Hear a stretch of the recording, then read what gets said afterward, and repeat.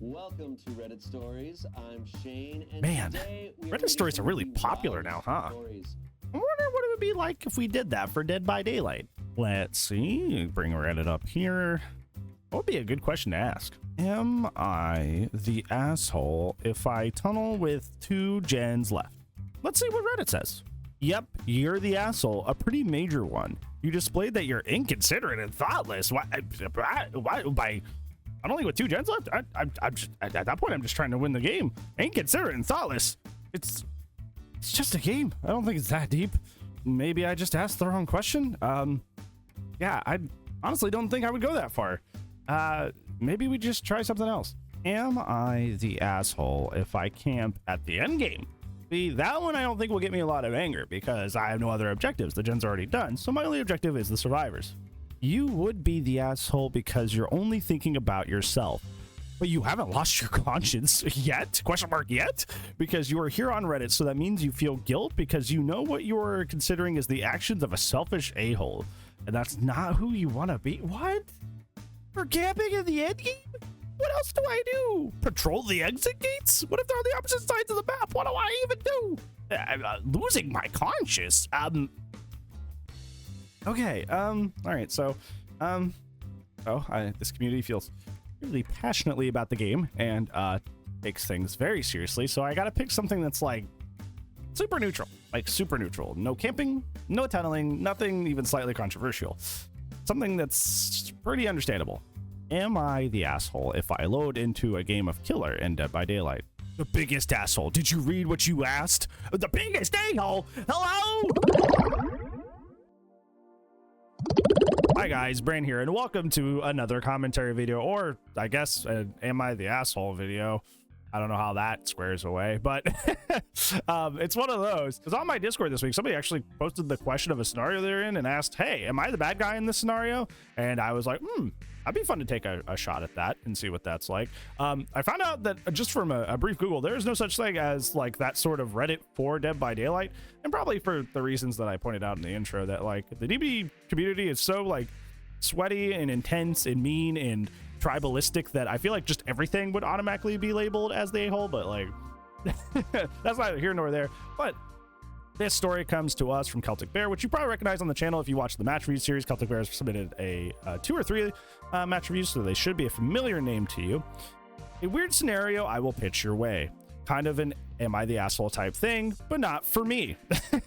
Which is not usually how that format goes. Usually you're asking if you are the one, but hey, that's neither here nor there. 2 survivors are running a blood-packed speed demon build in a Swift. One survivor is doing perkless for what I assume to be the Steam achievement, and another survivor is running self-care. This will come up later. The 2-man Swift basically does nothing all game except reapply Boon Dark Theory. Oh, so they're trying to do the thing where it's they stick together, they're super fast, but also you put down Dark Theory, so now you're even slightly faster than that, and they just hang out around each other the entire game. That was more popular when the twins actually came out, not the Killer, but like Hanato and AITA.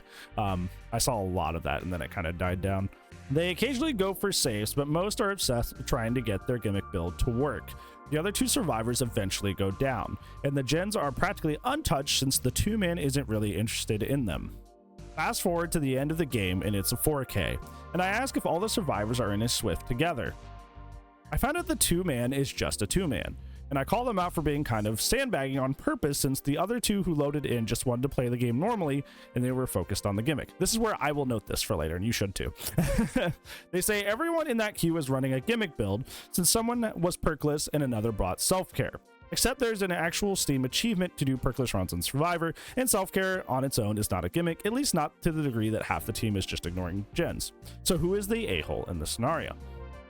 I think it's an interesting thing, and I do want to like preface before we get too deep into this that I don't think playing the game with a particular playstyle makes you an a-hole, right? Like if you're wanting to run like an N Fury get stunned by the pallet build by a Killer, that can't be toxic, right? Like there's no way that you are a mean person at the end of that because you're just running a build. And it's a similar thing with like the Boon Dark Theory, like Haste build that these guys are trying to do. It's just a build, and they're trying to get value out of it, and plenty of gimmick builds exist in the game, and I don't think it inherently makes you toxic to run those. I think where Celtic Bear is coming from is that because of the nature of their build, those 2 players have to stick together and they also have to keep their boon down. So that's 2 levels of inefficiency that they have to have in order to have their build work.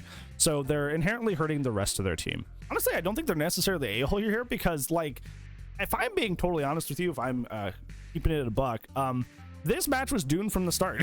You had 2 people running a suboptimal fun build, which is totally fine. You're allowed to run fun builds in Dead by Daylight, but you also have a 3rd person literally running 0 perks. Celtic Bear tries to defend this by saying, like, oh, well, there's a Steam achievement for it, but you're still running without perks. The game of Dead by Daylight, it's balanced around perks. You're supposed to have perks.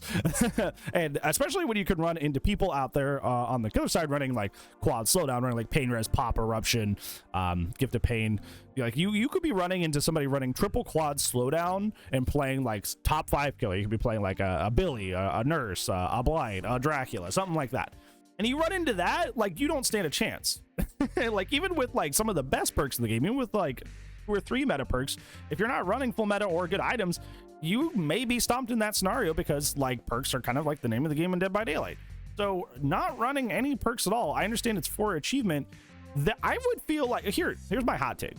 Here's my hot take, and you may not agree with this. This is why these kind of videos are fun, because you can tell me if I'm wrong or how you think down in the comments below. Hot take, I think the person that's running 0 perks is sandbagging more than anything. And I actually agree with the Blood Pack duo that, yeah, this match was kind of a throw game from the start because the 3rd person is running running 0 perks whatsoever. It doesn't matter that the motivation behind it is that they're doing it for a Steve achievement. They are quite literally running at like half power. I would say even worse than that, because they're not running any perks at all. So the fact that like the aggro of this story went on to the Blood Pack duo and not to the one guy quite literally running absolutely nothing, it's kind of like strange to me. Because like the other 2 are just trying to have fun. I always sit in like this like kind of perspective that when I'm playing, almost always run into people like you guys will hear it if you watch me play on twitch.tv/TheMrHeadache over on Twitch. When I stream, I'll run into people where there'll be like maybe 1, maybe 2 non-meta perks picks out of like 16 perks on a 4-man team. I'll be like, oh, okay, all good items, maybe like 2 or 3 non-meta picks if I'm lucky. And it's just like, while I don't mind sweaty games, when it's like every single game, I just get so exhausted doing that literally all the time.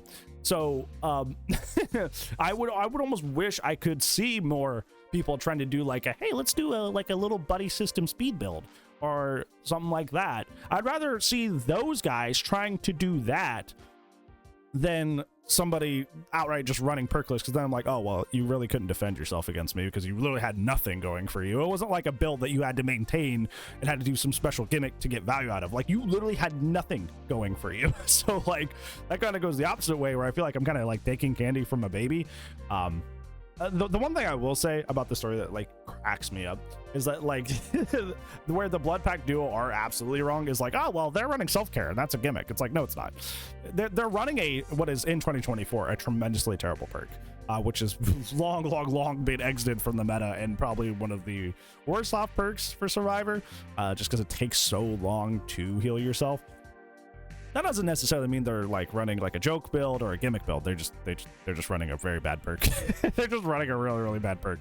They're not running a gimmick build. They're just running a really bad perk. So that I do not agree with at all. Some of my Discord members did weigh in.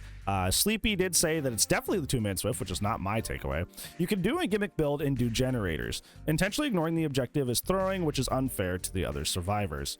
I don't think, unless that they like expressly say that they were ignoring gens, because if they have to set up a boon and keep their blood packed, like, it's not, it could be that they just have like so much on their plate that they're just not doing gens, which is like why it's like not a good build. It's not an efficient build. It's not an efficient strategy to run. But unless they admit that they were outright ignoring gens, that's kind of just an assumption.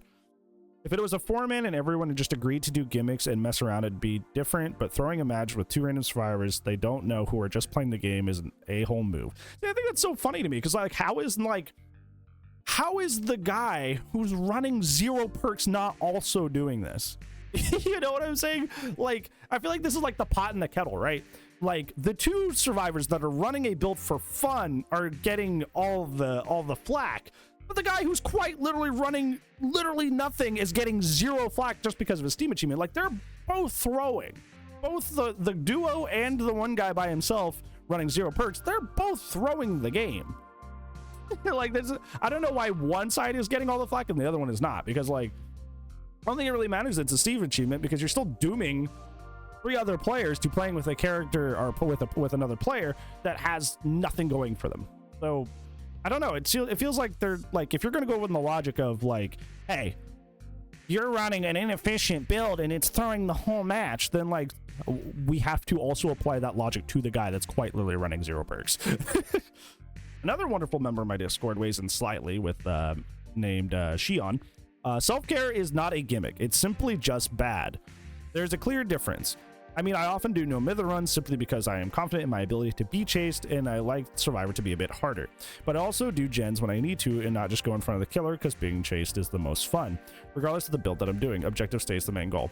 I think what I'm noticing with this story so far is like the foundation of like a lot of these arguments is that like, well, they're intentionally avoiding gens. And I don't think that, unless I misread the story, I don't think they ever say in the endgame chat, like, yeah, I was intentionally ignoring gens. Because like from Celtic Bear's perspective is that they're ignoring gens the entire game to continually put up their boon. But nowhere in the endgame chat do I see that they admit that they're like, yeah, they don't say that they at any point that they're like, oh yeah, well, I'm intentionally ignoring it because I want to get my build off. It feels like it's just like a lack of time, because there's a lot to continually set up a boon over and over if it's crucial to your build, and to try to get the haste build going. So I don't know. I feel like this is just like, we're all operating on this assumption that like, oh, well, they were intentionally sandbagging. It's like, I don't think they were. I think they just were running a silly, goofy build that keeps them away from the gens. I think that to me, this doesn't strike me as any different than the guy that like just flashlight hovers the entire game, you know, who does not do the flashbang thing. He just has a flashlight. He just hovers every down. He only gets like maybe 1 the whole game. It's like the same thing. So I don't think that they were doing anything extra egregious here. I don't know. I feel like this conversation is like almost like kind of just like echoing like frustration that the DBD community has with solo queue. This doesn't really feel like it's about the 2 survivors running like a haste build that requires them to do alternate like situations that aren't like the gens. I feel like it's more about like, oh, well, the expectation of solo queue is just not there. The bar has to be not on the ground, but through the freaking floor, because you never know who's bringing what into a game. And it feels like we're all just like doing the Spider-Man meme. We're all just pointing fingers. No, it's them. No, it's the guy with no perks. When in reality, it's just kind of like, solo queue is just very uncertain. You never know if somebody's going to be bringing efficient builds or playing efficiently, or if they're just going to be running something silly zany, trying to do a specific challenges that requires them to throw. There's so many challenges in the tome that are like, plays Dwight Fairfield and crouch next to the killer for a full minute and do absolutely nothing. And that's encouraged by behavior in the challenges.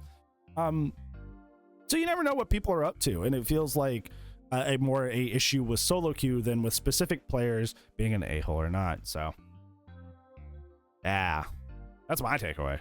Like I said as well before we close out this video, I don't think playstyles at all make you a bad person or anything like that. I think that as long as you keep it clean in the end game chat, like whatever happens in the game happens in the game, and as long as you are kind and respectful afterwards, like it is what it is. Say lovey. So I think at the end of the day, it doesn't really matter too much, but if we're looking at like, hey, who made this game miserable? Technically, all 3 of them did. And by Reddit standards, that's everyone is the asshole. That is a tag that you can add. Like usually it's NTA, YTA, or everyone is. So I think this is definitely one of the situations where both the person that's running 0 perks and the 2 of them they're all 3 running a build that kind of like avoids playing the game efficiently and creates a worse time for everyone. So if we have to pick, I don't think we pick one or the other. We pick both in this scenario, except the self-care guy. I don't know why the self-care guy is getting shots. Like, I know self-care is not an efficient perk, but run wherever you want. Sorry, self-care guy. I'm sorry you got strays in this one. Yeah, what do you guys think? Who do you think is truly the a-hole in this situation? Is it the haste duo build with Dark Theory, or is it the person running no perks? Let me know down in the comments below. But other than that, that's gonna be it for today's video, friends, and I appreciate you so much for watching. Hopefully I made your day better today. But if I did not, well, I can't help you. I'm not a day make better, or not a profession. But I can try to make your day better in a different video. So I will see you then. But if I do not, I will see you. And I see you. Goodbye.